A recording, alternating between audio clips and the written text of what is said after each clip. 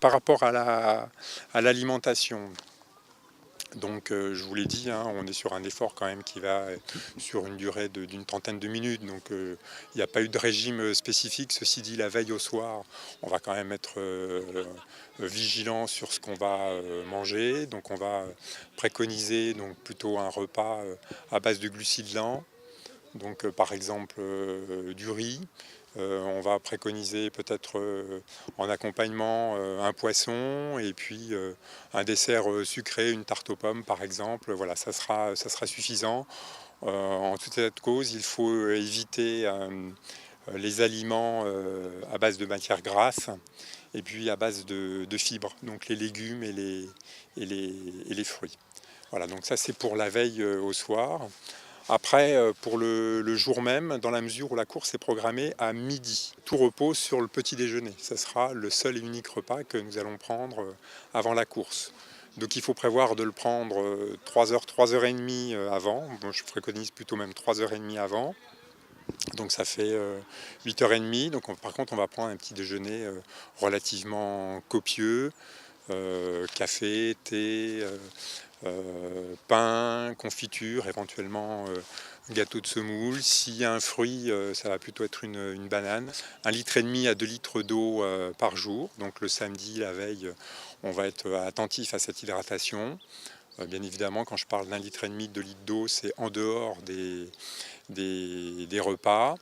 On va s'hydrater jusqu'à 1 heure avant le départ, éventuellement boire une petite gorgée d'eau un quart d'heure avant, mais voilà, 1 heure avant, voilà, on arrête de s'hydrater. Pensons aussi juste après la course.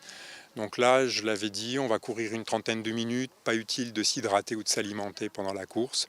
C'est pas nécessaire. Le stock présent dans notre corps nous permet très largement de faire cet effort. Par contre, en arrivant, une boisson énergétique ou une boisson sucrée dans le quart d'heure qui suit l'effort peut être intéressant. Et puis de nouveau, penser à s'hydrater parce qu'on va avoir transpiré. Donc l'eau perdue, il va falloir compenser. Et on va essayer d'être présent 1 heure et demie avant la course, ce qui permet d'arriver sur les lieux, de vérifier qu'on est bien inscrit ou de procéder à son inscription, de repérer les lieux. Au moins le départ, l'arrivée, de prendre connaissance du plan, l'échauffement. C'est pareil, on ne va pas l'épuiser dans ses réserves. On va être sur une marche dynamique, accélérée progressivement pendant 5-6 minutes, éventuellement 2-3 minutes de course à allure lente. Voilà. Et puis donc il reste à peu près une dizaine de minutes avant le départ. Et on va mettre à profit ces 10 minutes pour aller se mettre en tenue. Parce que ça c'est un conseil important.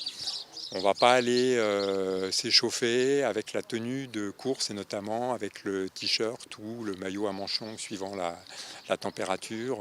On dit toujours il vaut mieux avoir froid 5 minutes que chaud pendant toute la durée de la course. Donc même s'il y a un petit peu de vent, même s'il pleut un peu, même si la température, on en sera au 15 novembre, donc on peut imaginer qu'elle sera aux alentours, enfin un petit peu inférieure à 10 degrés. Donc voilà, short ou cuissard éventuellement, maillot à manches courtes, éventuellement paire de gants par rapport à ça. Même si on a un petit peu froid au départ, on peut être tranquille. Très rapidement, au bout de 2-3 minutes, le corps va monter en température et on sera très bien pour courir. Donc pas de bonnet, pas d'écharpe, pas de moufle. Même les collants, ça peut être... voilà, c'est pas forcément très, très conseillé, sauf si je vous le dis, il fait vraiment très très froid. Donc on va se mettre en tenue et on va prendre le départ. Et normalement tout se passera très bien.